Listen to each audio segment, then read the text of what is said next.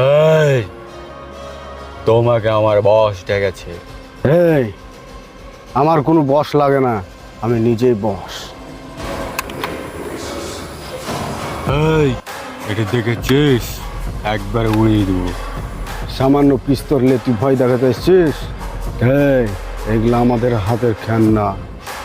এই, বলতে তো অনেক মজা লাগছে, একটা যখন মেরে দেবো তখন সবই শেষ।